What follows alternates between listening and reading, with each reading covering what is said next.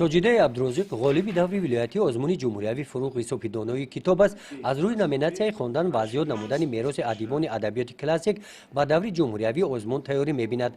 از دوره ولایتی آزمون او تاثیرات‌های نیک برداشته میگوید که اشتراک در این چهاربینی مهر او را به تاجیکستان باز هم زیاد گردانیده، توجه و ذوق او را به مطالعه آثار ادیبان گذشته تاجیک دوچنگ گردانیده است. من از روی نامیناسیون خواندن و زیاد کردن آثار ادیبان کلاسیک اشتراک نموده 125 غزل، 140 رباعی و دو بیتی، 200 بیت داستان، 100 بیت قصیده، 10,000 مصرع به طور نظم و یک قطار پند و اندرزها از بر نموده‌ام.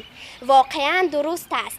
کتاب منبع علم و دانش، سرچشمه دریای عقل، مخزن متمدن، خاصه آینه حیات و کلیدی دری گنجی سخن است.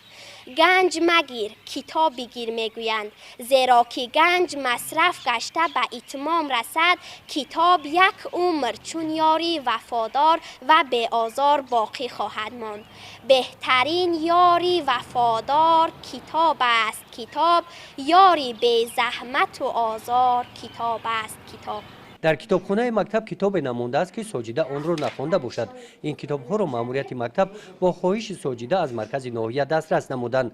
ذوق بلند کتابخانه او را به اینابت گرفته در پیدا نمودن کتاب‌ها همیشه به او کمک می‌رسانند. خوشبختانه امسال از مؤسسه ما خوانندگان ما در این آزمون شرکت ورزیدند 3 نفر که آنها به دور ولایتی راهخط گرفتند و خوشبختانه امسال یک خواننده ما راهخط به جمهوریوی راهخط گرفت که ما یک با باوری تا مگر گوییم امید داریم که با سربلندی از جمهوری از این آزمون برمیگردد.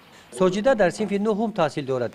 در این سن سال علاقه 3 سال پای هم در آزمون جمهوری فروغ یوسفی دانای کتاب است فعالانه اشتراک می‌ورزد. مکافات‌های او از اشتراک در این آزمون‌ها این سپاسنامه از وزیر معارف و علم تاجیکستان، سپاسنامه از رئیس اتفاق نویسندگان تاجیکستان و سپاسنامه از رئیس ولایت ختلان میباشند. برای من این خرسندی حد کنار نداره که فرزند مای دهقان به این مرتبه‌های عالی میرسد. من افتخار از آن میکنم که فرزند ما این قدر افتخارنامه‌ای که از جمهوریوی، از ولایت، از ناحیه، از مؤسسه دسترس کرده است، این به هر یک کس لایق نمیگردد. خوشبختانه از این هم خرسندی دیگر برای من نیست. اعضایان عائله، والدان، ساجده و خواهرانش امروز دقتشان به دوره جمهوری آزمون فروغ یوسفی دانای کتاب است نگرانیده شده است. ساجده به این آزمون آمادگی جدی می‌بیند. کتاب‌های خوانده‌اش را بار دیگر برق گردانیده مطالعه می‌نماید. گزارش خواجه نظریف، خدای نظر ظهوروف از ناحیه واسه برای برنامه اطلاعاتی نوید.